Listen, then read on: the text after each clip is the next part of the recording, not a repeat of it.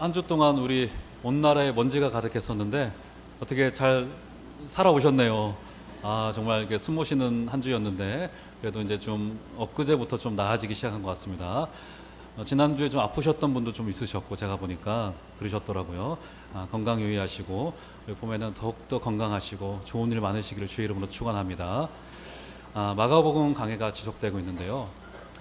지난주에 마가복음의 첫 시작이 복음의 시작이다 이렇게 말했습니다. 기억나시죠? 그 시작이라는 것이 스타트가 되었다 이런 의미라기보다는 복음의 본질이다 이런 말을 했습니다. 여러분, 우리 생의 근원이 되시고 우리 좋은 분이 되신 여러분 주님 앞에 이 마가복음 강해를 통해서 이 마가복음이 고통받는 로마 교회에게 주었던 위로의 서신이 아니었겠습니까? 위로의 이야기라기보다는 진정한 위로는 처음부터 끝까지 다시 한번 예수 그리스도를 소개하는 것이었습니다. 여러분 인생 속에서도 다시 한번 정말 일생일대의 재발견, 나에게 예수님이 이런 분이었구나, 그분이 나에게 진정 좋은 분이었구나, 이게 문자 안에만 있는 것이 아니라 진짜로 나에게 다가오는 귀한 은혜가 있기를 주의 이름으로 축원드립니다. 세상 사람은요, 로마 황제가 즉위한 것을 복음이라고 불렀습니다. 맨 먼저 지난주에 말씀드렸죠. 사람의 탄신일을 위대한 사람이 즉위하는 것을 복음이다, 유앙겔리온이다 이렇게 불렀습니다. 하지만 마가는 그게 복음이 아니다. 우리 예수께서 이 땅에 오시고 우리를 구원하기 위하여 오셨다. 이것이 진짜 복음이다. 이게 진짜 복된 소식이다. 여러분이 복된 소식에 귀 기울이시고 예수님이 어떤 분인지에 대해서 궁금해하시고 호기심을 가지시고 알아가기를 사모하시는 여러분들 되어주시기를 주의 이름으로 부탁드립니다. 저도 말씀을 지금 마가복음을 쭉 공부를 좀 하다 보니까 저도 몰랐던 게 많아요. 이게 마가복음에 이런 말씀이 있었어? 이게 우리가 의외로 모르는 게 많습니다. 이 안에 새로운 말씀이 다가오기도 하고요. 여러분들께 말씀이 정말 과거에 읽었던 말씀이시겠지만 오늘 살아있는 말씀으로 다가오시는 그런 은혜가 있길 바랍니다. 자, 이렇게 이제 복음이 시작이 되어지는데요. 예수의 복음을 소개하기에 앞서 오늘 이제 주제는 한 사람이 좀 소개되고 있습니다. 바로 누구죠? 세례 요한이라고 하는 인물이 소개되어지고 있어서 그가 왜 소개되어지고 있고 또 그가 어떤 메시지를 전달했고 또 그가 좀 보인 독특한 좀 태도들이나 외형들이 있습니다. 그것이 좀 우리에게 어떤 의미가 있는지를 한번 살펴보면서 은혜를 나누고자 합니다. 오늘 본문으로 먼저 가보시면 2절과 3절을 보시면, 자, 2절 3절 한번 다 같이 한번 한 소리로 읽어보도록 하겠습니다. 시작. 선지자 이사야의 글에 보라, 내가 내 사자를 내 앞에 보내노니 그가 내 길을 준비하리라. 광야에 외치는 자의 소리가 있어 이르되 너희는 주의 길을 준비하라. 그의 오실 길을 곧게 하라. 기록된 것과 같이. 세례 요한의 이야기가 얼마나 중요하냐면 4개의 복음서에 공이 다 기록되어져 있습니다. 여러분, 사복음서 전체에 보면은 4개의 복음서에 모두 다 기록되어진 사건이 의외로 그렇게 많지는 않습니다. 무슨 얘기가 되냐면 어떤 이야기는 1개 복음서에, 2개 복음서에 혹은 3개 복음서 정도에 기록되어져 있는데 4개 복음서에 모두 기록되어져 있는 사건은, 공통으로 기록되어진 사건은 많지 않아요. 오병이어의 사건이 그렇고요. 예수님의 죽으신 사건은 물론 그렇고요. 오늘 그 중에서 세례 요한이 먼저 오겠다라고 하는 또 세례 요한에 관한 기록은 4개 복음서에 공이 기록되어져 있는 내용입니다. 그만큼 중요한 내용이라고 할 수 있겠죠. 자, 그런데 제가 지난주에 말씀드렸듯이 마가의 의도는 예수님의 탄생 기사도 기록하지 않을 정도로 예수님의 공생애로 바로 들어가서 예수님의 사역이 어떠했고 메시지가 어떠했는지를 곧바로 보여주길 원했어요. 그런데 이 마가복음, 마가조차도 세례 요한은 일단 소개하고 넘어갑니다. 도대체 이 세례 요한이 왜 중요했기에, 어떻게 보면은 이때 이후로 세례 요한은 은근슬쩍 사라지고 중간 정도에 그가 목배임을 당해서 순교당했다라고 하는 기록만이 남아있을 뿐입니다. 그런데 그가 왜 중요했기에 여기에 기록을 해놨고 또 4개 복음서에나 전부 다 기록을 해놓았을까?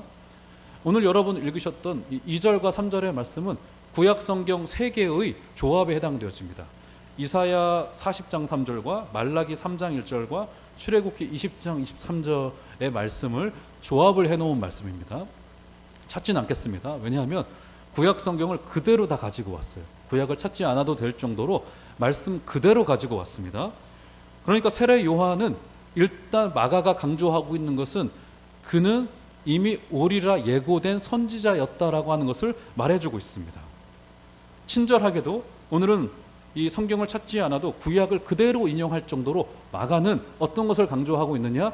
그가 그냥 온 것이 아니라 그가 이미 오리라라고 예고되어졌던 마지막 선지자, 구약의 마지막 선지자에 해당되어지는 것을 여기에 강조하고 있습니다. 마가는 지금 예수의 이야기를 하려고 하고 있습니다. 그런데 지금 마가가 말하고 싶은 것은 무엇이냐면 구약을 인용하면서 지금 주고 있는 것은 이 모든 것이 어느 날 갑자기 우리에게 온 것이 아니라는 것이 됩니다. 뚝 떨어진 것이 아니고요. 우연에 의해서 우리에게 주어진 운 좋은 일이 우리에게 온 것이 구원이 아니라는 것이 됩니다. 구원은 하나님께서 치밀하게 계획하시고 준비하시고 수천 년 전에 예고되어진 것이 이제 비로소 때가 차서 하나님의 때에 세례 요한도 오고 예고되었듯 예수께서도 메시아도 오시게 되었다라고 하는 것을 강조하고 있습니다. 이렇게 해서 여기 소개된 이유가 분명한 것이 3절 끝에 보면 어떻게 말하냐면 그의 오실 길을 곱게 하라. 어떻게 됐다고요? 기록된 것과 같이 그는 이미 오리라고 계획되어지고 이미 준비되어진 자였습니다. 그러니까 무슨 말입니까? 지금부터 하려고 하는 예수의 이야기도 마찬가지다. 하나님이 어느 한날 기분이 굉장히 좋아지셔서 독생자 아들을 떡하니 내어놓으신 것이 아니라 수천 년부터 치밀하게 계획되어지고 준비되어진 것이 이제서야 이루어지는 것이다. 구약에 기록된 대로 세례 요한이 왔고 메시아도 그렇게 오셨다라는 겁니다. 여러분, 그래서요 우리가 구원을 이해하는 데 있어서 이 하나님의 이 성실하심이라고 하는 하나님의 성품을 이해하는 것이 굉장히 중요합니다. 여러분, 사랑은요 강렬하기도 하고 뜨겁기도 합니다. 그런데 만약 저에게 사랑이 어떤 성품이냐 첫 번째 성격을 말하라고 한다면 저는 성실이라고 말하고 싶습니다. 하나님의 사랑은요 치밀하게 계획되고 준비되어지고 우리 인간 편에서의 노력과 조건과 어떤 만족스러운 것들을 채워 넣기 때문에 메시아가 온 것이 아니라 하나님께서 이미 계획하신 것이 이루어진 것이 우리를 향한 사랑이요 구원입니다. 하나님이 우리를 사랑하시되 무작정 뜨겁게만 사랑하신 것이 아니라 치밀히 준비하셔서 계획하시고 예고하신 것이 이미 이루어졌다라고 하는 것입니다. 여러분, 어떤 사람들은요 세상에서 발생하는 일에 대해서 그저 우연히 이루어진 것으로 봅니다. 이렇게 생각하는 분들도 계신 것 같아요. 과학적인 운명론을 믿습니다. 야, 유전자가 다 그래. 이거 어쩔 수 없어. 너는 그렇게 태어났어. 야, 내 운명이 이래. 이렇게 생각하는 분들이 계신 것 같은데요. 아니요. 그렇지 않습니다. 그리고 하나님에 대해서도 오해하기 쉬운 것이 좀 불경스러운 표현입니다만 하나님을 좀 악동처럼 생각하시는 분들이 계신 것 같습니다. 그 말이 무슨 말이냐? 하나님 오늘 기분이 좋으시면 우리에게 좋은 것 주시고 하나님 기분이 나쁘시면 우리에게 나쁜 것을 주실 것만 같은 생각이 들어진단 말이에요. 그래서 우리 편에서 어떤 노력을 해야 되냐면 좀 하나님을 달래드려야 될 것 같아요. 세상 말로 소위 예전에 하는 걸 기름칠한다고 하지 않습니까? 기름칠도 좀 하고 하나님 마음도 달래드리고 해야지 하나님이 우리에게 최소한 나쁜 것은 주시지 않을 것 같은 하나님으로 오해하기도 합니다. 그런데요 여러분, 하나님의 사랑은 어느 한날 우리에게 갑자기 온 것이 아니라 계획하셨고 이루셨고 수천 년 전부터 꼼꼼히 준비해 오신 것이 하나님의 사랑입니다. 지난주 수요일에 우리 박영찬 강사님께서 설교하셨는데 저도 처음 알았습니다. 거기는 이 명절 때 같은 경우에 친척들이 모이시면 목사들만 18명이래요. 그래서 누가 예배를 인도를 해야 되는지 서로 눈치 본대요. 제가 보기에는 제 본능상 하기 싫어서 눈치 보는 겁니다. 그거 교회에서 매주 예배 인도하기 때문에 하기 싫어 눈치 보는 것 같은데 어쨌든 그런데요. 이게 그런 종류의 가정에서 태어나면 예수 믿는 게 당연한 거고 그저 관습처럼 되어지는 것 같아도 여러분 절대로 그렇지 않습니다. 성령님의 역사하심이 아니면 교회 문턱을 이게 교회 문턱이 10cm밖에 안 되는데요. 이 문턱을 넘어오는 것이 쉽지가 않은 게 아니라 불가능합니다. 이게 여러분 이 자리에 앉아 있는 것이 여러분이 평생을 10년, 20년, 30년, 40년, 50년 예수를 믿어왔기 때문에 오늘 다시 이 자리에 온 것이 아니라 성령님이 역사하지 않으면 절대로 올 수 없다라고 하는 하나님의 그 치밀한 계획과 하나님의 그 이런 표현이 맞는지는 모르겠는데 고집스러운 사랑, 우리를 끝까지 추적하시는, 우리는 하나님에게 무관심하는 때가 와요.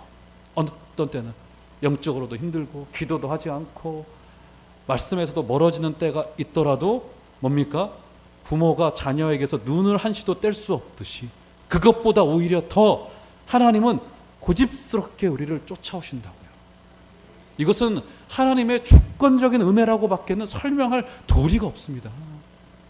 제가요 군에서, 군대 얘기하면 싫어하실 텐데, 군에서 밑에 후임이 한 명, 제가 말씀드렸나요? 후임이 한 친구 있었는데 그 친구가 얼마나 성실한 친구였냐면 학벌도 좋죠, 착하죠, 운동도 좋아하죠, 아주 그 험한 군생활 중에 그 성품도 서글서글하죠. 위아래로 싫어하는 친구가 없었어요. 왜 모범군인 이런 거 뽑지 않습니까? 요즘 하는지 모르겠는데 한 달에 한 친구씩 뽑아가지고 포인트 싸가지고 포상휴가 보내주곤 했었거든요. 하도 사고가 많으니까. 그 친구가 1년이면 한 3-4차례 타갔어요. 휴가도 자주 갔고. 그런데 누구도 그 친구를 시기하지 않았어요. 너무 성실하고 좋은 친구였어요.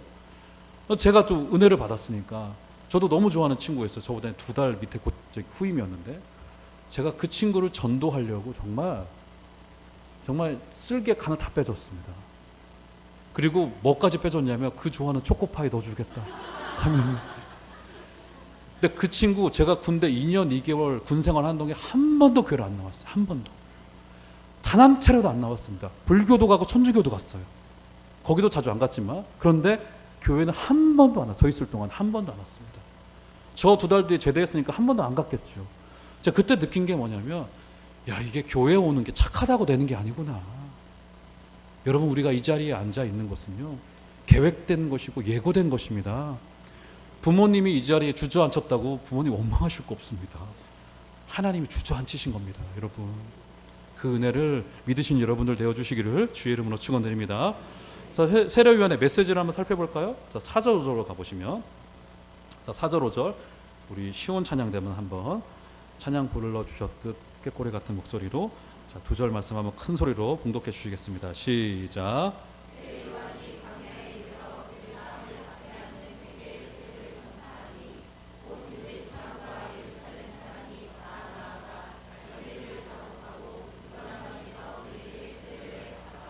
여러분, 이 그림은요, 목회자라면 누구나 한번 꿈꾸는 그림입니다. 설교했더니 회개하고 돌아오고 성령의 나타남의 역사가 일어나고 마음이 내려놓아지고, 정말 목회자라면, 저도 이제 신학을 준비하는 과정 속에서도 이 세례 요한의 이 또 세례 요한 좀 이따 살피겠지만 또 겉모습도 신령하지 않습니까? 설교했더니 사람들이 요단강에서 돌아와서 세례를 베풀고 정말 소망하는 건데, 여러분, 저만의 소망이어야 되겠습니까? 여러분의 일생 속에서도 단 한 번만이라도 정말 그분이 우리의 주권자가 되심이 고백되어지고 마음이 내려놓아지고 성령이 우리의 심령 속에 임재하여서 마음이 다 내려놓아져서 생각나지 않아. 정말 아무것도, 오직 주님만이 우리의 인생의 주권자가 되신다라고 하는 이 놀라운 크고 작은 이 부흥의 역사가 우리 인생 속에 정말 단 한 번만이라도 있게 되는 은혜가 있기를 정말 저도 바라고, 여러분 사모하신 여러분들 되어주시기를 주의 이름으로 부탁드립니다.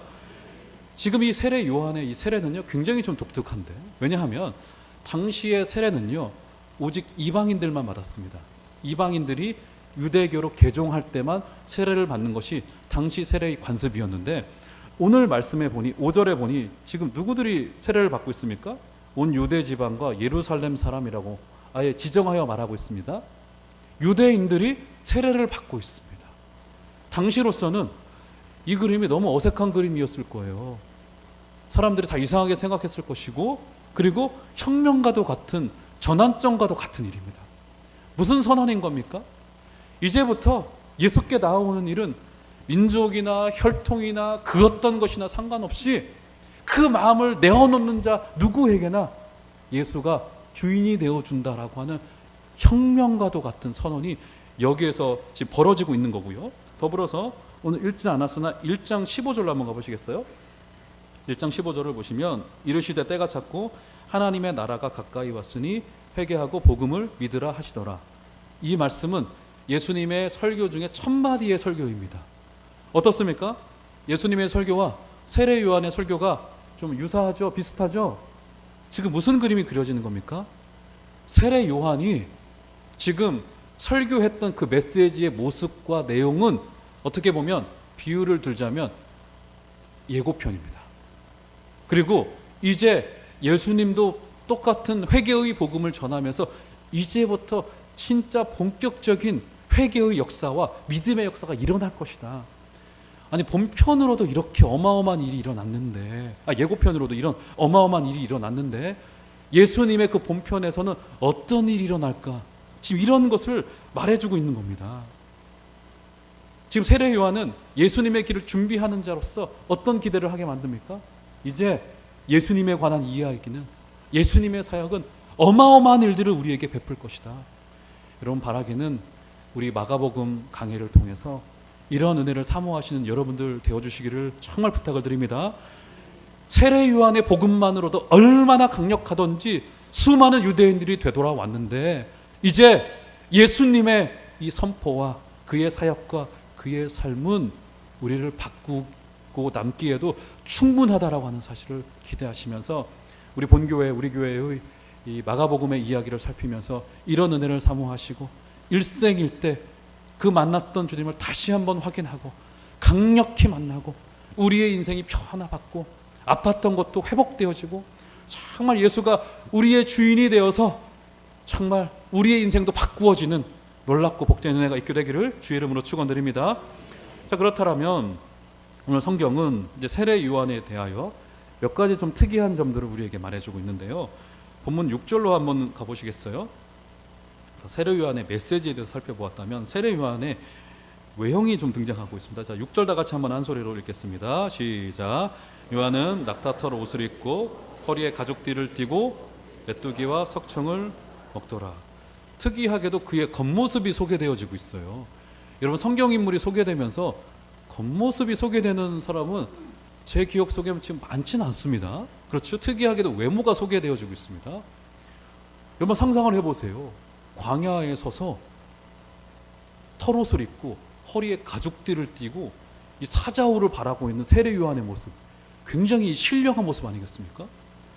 여러분 과거에 우리 한국교회도 지금은 좀 덜할 텐데 이런 분들이 왕왕 계셨어요. 기도원에 가면은 하얀색 양복에 빨간 넥타이를 메고 원색 구두를 신고 마이크도 예전에는 이런 것도 아니고 길쭉한 것을 드시고 또 그걸 또 하얀 천으로 감싸세요. 그럼 더 신령해 보입니다. 또 그런 분들은 항상 목소리가 허스키하시고 굵으셔가지고 그분이 한번 할렐루야 하면은 성령님이 임재하신 듯한 느낌이 들 정도로, 어떻게 제가 다음 주에 하얀 양복 한번 입고 올까요? 빨간색 양말에 좀 신고 볼까요? 좀 장로님들과 같이 한번 하얀색 양복 쫙 한번 입으면 우리 교회 좀 분위기가 밝아질까요? 어떨지 모르겠습니다. 왜 여기에 외모를 굳이 좀 해놨을까? 불필요해 보이는 이 건데, 자 그런데 자 성경을 좀 확인해 보겠습니다. 열왕기하 1장 8절로 가보시면, 자 이것은 여러분들께서 눈으로 좀 확인하셔야 되겠어요. 열왕기하 1장 8절 천천히 찾아주시겠습니다. 열왕기하 1장 8절. 자, 찾으셨나요? 자, 찾으신 대로 다 같이 한번 한 소리로 열왕기하 1장 8절 구약성경 한번 큰 소리로 한번 읽어보도록 하겠습니다. 시작. 그들이 그에게 대답하되 그는 털이 많은 사람인데 허리에 가죽띠를 띠었더이다 하니 왕이 이르되 그는 디셉 사람 누구라고요? 엘리야인데 그의 모습이 세례 요한의 모습과 굉장히 유사한 것을 알 수 있습니다. 굉장히 특이하죠? 자 그런데요, 자 성경을 한 군데 더 찾습니다. 말라기 4장 5절 구약의 마지막 성경 말라기 4장 5절로 가보시면, 말라기 4장 5절. 성경을 확인하겠습니다. 말라기 4장 5절. 다 같이 한번 한 소리로 한번 읽어보도록 하겠습니다. 시작. 보라, 여호와의 크고 두려운 날이 이르기 전에 내가 선지자 누구요? 엘리야를 보내겠다고 예고되어진 인물이 바로 그 세례 요한입니다. 그런데 세례 요한이 어떻게 했어요? 엘리야와 유사한 외모를 띠고 광야에 서 있었습니다. 어떤 말이 될까요? 세례 요한은 자기가 어떤 역할로 어떤 위치로 부름받았는지를 정확히 알고 있었습니다. 그래서 의도적으로 털옷을 입고 허리에 가죽띠를 띠고 마지막 제2의 엘리야로서 주의 길을 준비하고 예비하는 자로서 여기에 있었다라고 하는 것을 알 수 있습니다. 지금 세례 요한의 외모에서 세례 요한이 자신의 소명에 대한 뚜렷한 관점을 가지고 있는 것을 알 수 있습니다. 여러분, 어떤 사람이 최고의 행복자인 줄 아십니까? 자기의 부름이 어떤 것인지를 정확히 아는 사람. 여러분, 아무리 금은보화를 두르고 있어도요, 밥 3끼 먹는 거 똑같고요, 간식 조금 더 좋은 거 먹더라고요. 근데 진짜로 행복한 사람은 뭐냐면 내가 어디로 부름 받았고 내가 서 있는 이 위치가 하나님이 나를 부르신 바로 그 자리라고 하는 그 현실, 그것을 아는 자가 최고의 행복자입니다. 가야 할 이유, 거기 서 있는 이유가 분명한 사람이 하나님께 붙들린 사람이라고요. 저는요, 저에게 있었던 가장 큰 장점 중에 하나가 뭐냐면 20대 초반부터 지금 20년 넘게 지금까지 제 인생에서 제 길이 한 번도 흐려지지는 않았다는 게 제 장점인데요. 그래서 제가 신학교 간다고 하니까 몇몇 믿지 않는 친구들이나 사람들이 부러워하더라고요. 뭘 부러워하냐면 다른 걸 부러워하는 게 아니라, 야, 어쨌든 너는 네 길이 정해져서 좋겠다. 그때가 한참 IMF 때였거든요. 취업도 안 되고 나라가 난리 났을 때 저는 신학교 간다고 했거든요. 그러니까 좋겠다고 하더라고요. 좋은 건가 모르겠는데 어쨌든 인기는 없었습니다. 그래도 뭐냐면 그의 소명이 가장 뚜렷한 사람, 그 사람이 정말로 행복자입니다. 그래서요, 그가 뭘 먹었다고 이야기를 합니까? 메뚜기와 석청을 먹었더라 라고 말합니다. 제가 얼마 전에 어느 곳에 가니까 우리나라에서 곧 몇 년 후에 귀뚜라미를 이제 식용으로 키워서 이제 보급한다고 하더라고요. 그 일을 시작하려고 하는 사람을 만났는데, 그래서 이 귀뚜라미가 나중에 선생님이 먹을 귀뚜라미입니다, 저한테 이야기하더라고요. 근데 모양이 똑같아요. 도저히 못 먹겠더라고요. 여러분, 어렸을 때 그 메뚜기 드셔보셨죠? 우리 집에서는 저희 집에서는 한 번도 메뚜기를 튀겨서 먹진 않았는데 제 친구 집에서는 항상 메뚜기를 소쿠리에 이만큼씩 튀겨놨었습니다. 먹어보라고 하더라고요. 먹었더니 뭐 먹을만 하더라고요. 맛있진 않아도. 그래서 뭐 몇 개 주워 먹었던 좀 기억이 나는데, 그래서 저는 많이 먹진 않았습니다. 아마 어르신들 중에 혹시 드셔보신 분들 계실지 모르겠는데, 어쨌든 메뚜기를 먹었고, 석청은 무엇이었냐? 석청은 당시에 바위와 바위 틈에 벌들이 들어가서 꿀을 만들어 놓는다고 합니다. 자연꿀. 그게 그렇게 몸에 좋았대요. 지금 세례 요한이 메뚜기와 광야에서 나는 꿀을 먹었는데, 이것은 당시 광야에서만 먹을 수 있는 전형적인 단촐한 음식이었었습니다. 지금 이것을 기록한 것은 소명자의 모습을 보여주고 있는 겁니다. 소명자의 모습은요, 단촐합니다. 단순하고요, 변수가 많지 않아요. 그러다 보니까 어떤 게 쉬워지는지 아십니까? 삶이 단순해지면 무언가를 결정하기가 쉬워집니다. 변수가 많지 않기 때문에 길을 가기가 쉬워져요. 이게 소명자의 삶이고요. 모세가 시내산에서 율법을 받았습니다. 내려오다 보니까 이스라엘 백성들이 우상을 세워놓고 난리를 친단 말이에요. 화가 나가지고 손에 들고 있던 2 돌판을 던져버리죠. 그리고서는 회개하라고 말해요. 그러면서 첫 번째 명령한 것이 무엇인지 아십니까, 여러분?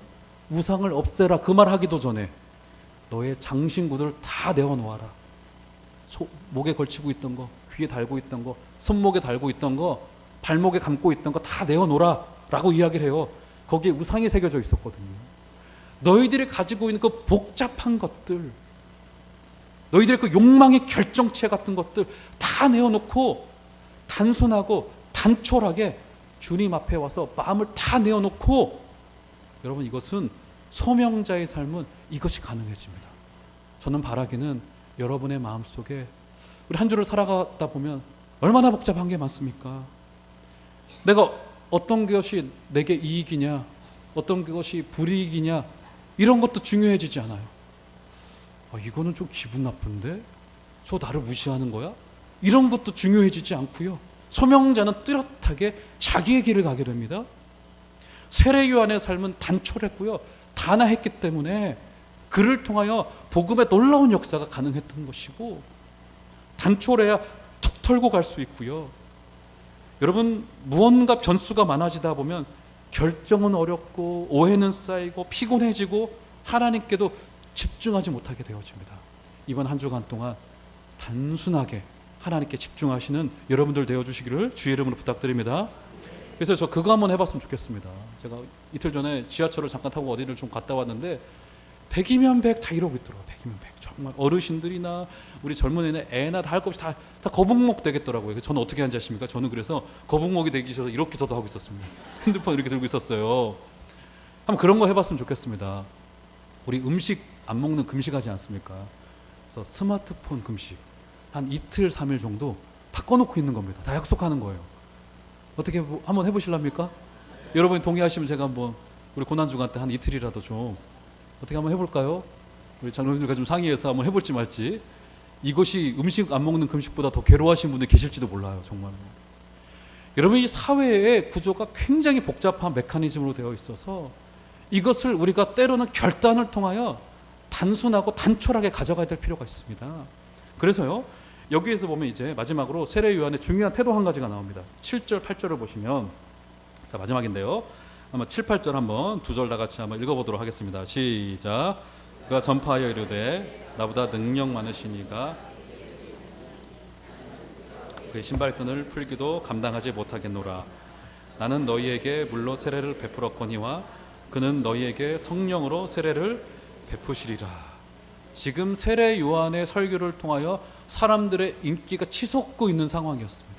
예루살렘에 있는 사람들이 다 그 앞에 나와왔다고 말할 정도로 쉽게 말해서 그의 목회가 막 부흥을 하고 있는 상황이 된 겁니다. 그리고 아마 지금 이 7, 8절의 말씀을 들은 요한의 그 청중들은, 요한을 따르던 자들은 이게 무슨 소리야? 아니, 요한 선생님 지금 무슨 소리입니까? 그런 소리 하지 마시고 사람들 더 모아서 어떻게 부흥시킬지, 온 사람들을 어떻게 관리해야 될지 이거 지금 생각하셔야 되는데 지금 무슨 소리 하십니까? 지금 이런 상황이 된 겁니다. 지금 세례 요한이 어떻게 고백하고 있는 겁니까? 자신의 상황이 사역이 왕성해지고 있는데 다른 사람을 소개해요. 내 뒤에 오시는 분이 있는데 그분을 바라보세요. 나는 그분의 종노릇도 못하며, 당시에 신발끈 묶는 것은 오로지 종들만 하는 역할이었거든요. 나는 종노릇도 못할 정도입니다. 이런 이야기를 하고 있다고요? 우리로 말하자면 지금 우리 예수님께서 오셔서 사대부 중에 깃발 꽂고 개척교회 시작하신 거예요. 그럼 어떻게 하셔야 돼요? 오리지널이 오셨는데 그쪽으로 다 가셔야죠. 그거 당연한 겁니다. 그거 진짜라고 홍보까지 하고 있고요. 그가 인기가 많은 목회자 스타가 되고 있던 중에 그거 아닙니다. 내 뒤에 오시는 분이 계신데 그분에게 집중하세요. 이렇게 말하고 있는 겁니다. 제가 몇 주 전에 금요기도회를 하던 중에 아마 그분 소개를 했을 겁니다. 네덜란드에 2차 세계대전 때 있었던 코리 텐 붐이라는 여사가 계셨습니다. 그분이 제가 기록을 찾아보니까 언니와 그 어머니와 함께 유태인 수용소에 갇히고 맙니다. 그 이유는 유태인들을 숨겨졌다는 죄목으로 걸려서 수용소에 가게 되어져요. 언니는 그 수용소에서 강간을 당해서 죽고 말고요. 어머니는 거기서 형장의 이슬로 사라져버리고 말아요. 그 기간을 정말 기적처럼 살아서 믿음으로 살아냈던 여인입니다. 그 여인이 수용소에 나와서는 신학을 공부를 하고는 유럽 전역을 다니면서 전도 활동을 하고 간증 활동을 했던 정말 신화와도 같은 인물이에요. 정말 여러분 우리나라 그 책 전기로도 번역되어져서 있는 게 있는데 나중에 한번 읽어보시면 굉장히 은혜가 됩니다. 그 여사의 소문이 북미로까지 좀 퍼졌어요. 미국에서도 초청을 합니다. 게다가 미국은 승전국이니까 얼마나 더 그 여사의 간증이 더 이렇게 파급력이 있었겠습니까? 그 여사가 인도하는 간증 집회마다 사람들이 엄청나게 모여들기 시작을 하는 겁니다. 그러다가 한 교회에 가서 간증 집회를 하려고 했더니 그때도 수많은 사람들이 모여들기 시작합니다. 신문지 기자도 왔어요. 워낙 유명하니까. 근데 여사의 얼굴이 밝질 않아요. 사람들이 박수를 치고 환호를 보내고 정말 여사님 대단합니다. 와서 사인을 받으려고 하고 있던 중에 여사의 얼굴이 밝질 않아요. 그러자 그 신문지 기자가 여사에게 질문을 한 가지 던져요. 아니 여사님, 지금 여사님을 향해서 이렇게 박수를 보내고 있고 환호와 갈채를 보내고 있는데 여사님 왜 얼굴이 그렇게 어두우십니까? 이렇게 이야기 묻자 그 여사님이 정말 그 유명한 한마디를 하죠. 나귀가 착각하면 되겠습니까? 나귀가 주인인 척하면 안 되죠. 예수님께서 예루살렘 성에 입성하실 때 나귀의 등에 업혀서 박수와 환호를 받을 때 나귀도 함께 박수를 받았습니다. 나귀를 향한 것이었나요? 아니요, 그렇지 않습니다. 여러분, 우리 종암제일교회는 오직 예수 그리스도만 머리가 되시고 위에 유일한 박수 받으실 분, 여기 서 있는 목사도 아니고 그 누구도 아니고 오직 예수님만이 영광 받으실 분이시라고 하는 사실을 꼭 기억하신 여러분들 되시길 바랍니다. 세례 요한은 기꺼이 2인자가 되어서 사라지고 희미해지는 역할이 자신의 역할이고 소명인 것을 알았습니다. 여러분 모두가 저를 비롯하여서 누구나 그리스도를 이 땅 가운데 소개하는 역할로 부름받았다라고 하는 사실을 기억하시고 우리 그 주님 앞에 여러분의 인생을 마가복음 강해를 들으시면서 그렇게 확인하시고 발견하시는 여러분들 되어주시기를 주의 이름으로 축원드립니다.